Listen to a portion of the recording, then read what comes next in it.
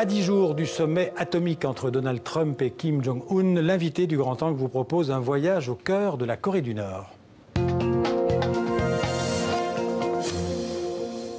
Bonjour Sébastien Faletti. Bonjour. Merci d'être là. Vous êtes historien et journaliste. Vous avez suivi l'actualité européenne d'abord à Bruxelles et à Londres.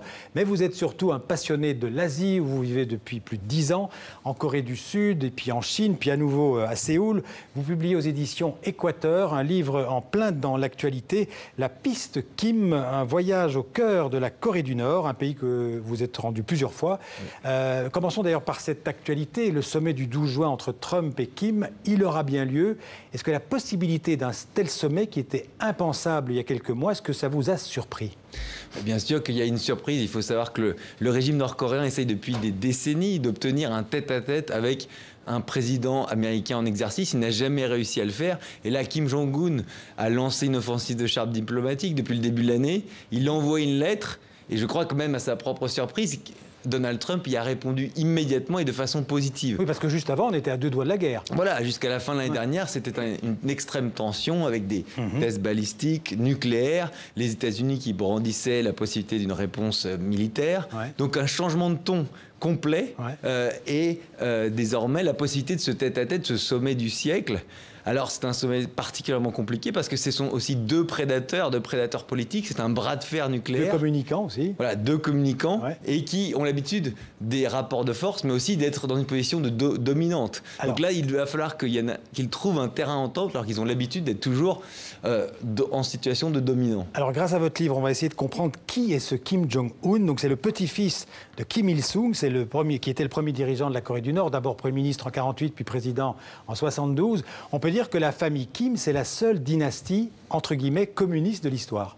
Oui, absolument. C'est une affaire familiale, comme vous l'avez dit, créée par Kim Il-sung au début de la guerre froide et qui a été prolongée ensuite par Kim Jong-il. Et puis, depuis 2011, on a ce troisième des Kim sur lequel on ne comptait pas beaucoup. Quand il est arrivé au pouvoir, c'était un personnage totalement mystérieux. Il avait à peine 30 ans. Et à l'époque, je me souviens que tout le monde disait c'est une marionnette, c'est quelqu'un qui n'ira pas loin, c'est un enfant gâté, c'est quelqu'un qui va être manipulé par la vieille garde. Et on a vu en réalité qu'il a mis tout le monde d'accord, il a écarté les généraux, il a même exécuté son propre oncle pour s'imposer sans faille chez lui. Et désormais, il défie les États-Unis. Il a exécuté un oncle, il a fait éliminer aussi son demi-frère. Absolument. Donc on tue beaucoup dans cette famille. Voilà, donc on est dans une situation de survie. Ce régime est obsédé par la survie. C'est un régime qui a décidé le choix de l'autarcie, de l'indépendance à tout prix.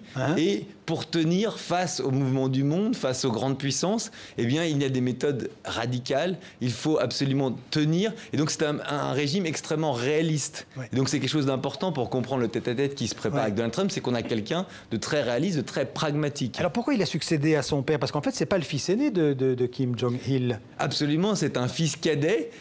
Sa mère était une danseuse d'origine japonaise et c'est une maîtresse. Alors, c'était le grand amour de Kim Jong-il, mais néanmoins, c'est une maîtresse. Donc, il est le deuxième fils cadet et, semble-t-il, il aurait été choisi pour son tempérament, par sa force. Donc, son père, Kim Jong-il, était un passionné de cinéma et je pense qu'il n'a pas fait d'erreur de casting. Vous en parlez beaucoup dans le livre. C'est un personnage un peu en retrait, mais pour vous, c'est un personnage essentiel. Oui, c'était un personnage qui a tenu le régime au moment des grandes familles, au moment des grandes difficultés. On a cru que le régime allait céder, mais Kim Jong-il, derrière ses grandes lunettes, était celui qui tenait les rênes et il n'a pas cédé. Il a transmis à son fils un régime au bord du gouffre, mais un régime toujours présent. Vous dites dans le livre qu'en fait, l'actuel président, donc Kim Jong-un, a su à 8 ans qu'il allait succéder à son père. Alors ça, c'est une grande question. On ne sait pas justement quand est-ce qu'il a vraiment su, mais on pense qu'il a dû le savoir un petit peu avant le reste du monde, et surtout qu'il a été mieux préparé qu'on ne le pensait, parce que vous savez, il a été élevé dans son adolescence en Suisse, et puis ensuite il est revenu à Pyongyang. Il a fait des études en Suisse. Voilà. Ça, on n'en parle pas beaucoup d'ailleurs,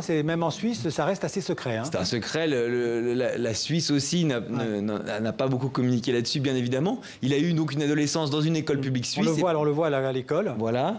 Et ensuite, il est revenu à Pyongyang. Et on a beaucoup glosé en disant c'était un enfant gâté, quelqu'un qui n'était pas prêt pour le pouvoir. En réalité, à Pyongyang, il est allé dans des écoles militaires, il est allé travailler dans les services de sécurité. Donc il est sans doute plus préparé qu'on ne l'imagine, malgré son jeune âge, à tenir ce régime implacable. Vous le dites justement que cette dynastie, c'est un c'est un système de pouvoir très secret. Le secret, c'est l'une des clés de la survie de ce régime. Oui, le secret est une arme pour cette dynastie. Le secret, c'est contrairement au reste de la planète qui est aujourd'hui se dit connecté, qui plaide pour la transparence, la Corée du Nord, le régime nord-coréen sait que le secret est une arme pour se protéger. Même le bureau où Kim Jong-un travaille n'est pas officiellement annoncé en Corée du Nord. Beaucoup de gens ne savent même pas où est son bureau. Vous voyez, ils ne savent pas où il y a l'Élysée ou la Maison Blanche. Tout est secret. Sa mère reste un secret. Il y a beaucoup de choses qui restent dans l'ombre et c'est vraiment un clan très restreint qui dirige ce pays d'une main de fer. Alors, un clan très restreint, mais aussi le pilier du régime, c'est l'armée, en fait. C'est l'armée nord-coréenne, qui est une armée conventionnelle, mais aussi nucléaire, mais conventionnelle, très, très puissante. C'est, je vous dis, la 4e armée du monde. Alors, en chiffres, c'est la 4e armée du monde. Si on regarde le matériel, ça l'est sans doute pas. Ouais. Ce qui est certain, c'est que ce pays a fait le choix donc, a fondé sa légitimité sur l'indépendance nationale, et donc ça passe par les armes. Donc pendant des décennies, l'armée a été un peu un État dans l'État, surtout sous Kim Jong-il. Mais aujourd'hui, sous Kim Jong-un, on peut dire que le parti est en train de reprendre le dessus. Et c'est l'arme nucléaire qui est désormais la clé, plus que les forces conventionnelles qui sont technologiquement dépassée par la Corée du Sud, par les États-Unis. Alors vous dites, enfin on dit c'est une dynastie communiste, mais vous dites en fait elle n'a de communiste que le nom. En fait c'est plutôt une dynastie nationaliste. Alors voilà, la grande histoire nord-coréenne, c'est une histoire de libération nationale, d'abord contre le maître colonial japonais, c'était au XXe siècle, et ensuite donc ce régime a fondé toute sa légitimité sur l'idée de dire nous sommes les vrais Coréens, un nationalisme coréen ethnique, racial, où on affirme nous sommes les purs, nous sommes les vrais Coréens. Un peu à l'image du nationalisme japonais d'ailleurs. Voilà, et quelque part en mimétisme, ils ont repris des choses qu'on avait du Japon impérial de l'époque de Hirohito. Et donc après, vous avez un emballage communiste autour qui leur a permis d'être alliés avec Mao, avec Staline. Mais cet emballage communiste, quand on regarde le fond, c'est vraiment avant tout un projet nationaliste.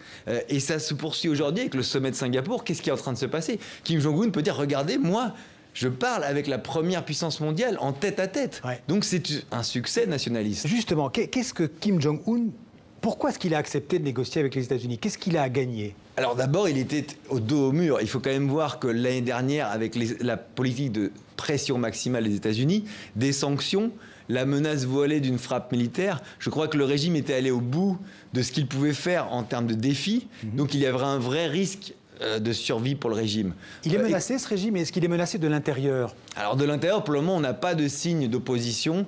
On a un contrôle par les élites, un contrôle sécuritaire extrême. Donc pour le moment, on n'a pas de signe de rébellion. Par contre, il y a une menace économique, c'est que le régime Kim Jong-un mise sur la croissance économique. Et si les sanctions continuent à se resserrer, cela risque de mettre en cause sa timide croissance économique. Donc je crois qu'il y a eu un choix qui a été fait stratégique au début de l'année, de dire on va jouer l'offensive diplomatique.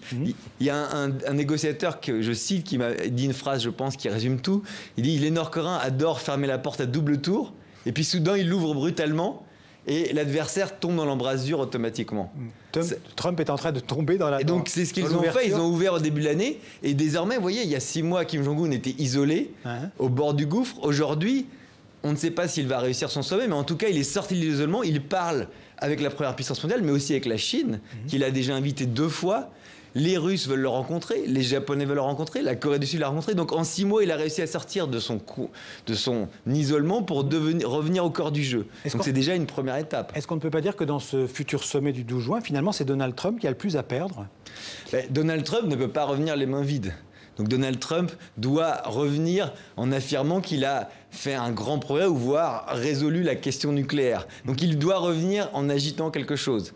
Donc c'est tout l'enjeu des prochains jours. Est-ce qu'ils vont pouvoir se voir à Singapour en ayant l'assurance chacun de rentrer chez eux avec quelque chose à agiter? Est-ce qu'on peut imaginer que Kim renonce à son arsenal nucléaire, qui est en fait comment dirais-je, son assurance vie, oui. C'est la grande question. Moi, tous les gens à qui j'ai parlé, les experts, toute personne sérieuse sur ce dossier ont d'énormes doutes. Pourquoi ce régime abandonnerait la seule assurance vie? Si la Corée du Nord n'avait pas d'armes atomiques, elle serait, en termes de PIB, comme le Cambodge. Qui lui parlerait? Qui la respecterait? Et quand vous voyez ce qui est arrivé au colonel Kadhafi en Libye... C'est parce qu'il a la bombe qu'il est reçu par Trump. Voilà, donc il utilise la bombe comme arme de négociation pour être reconnu sur le plan politique, mais aussi pour obtenir des gains économiques.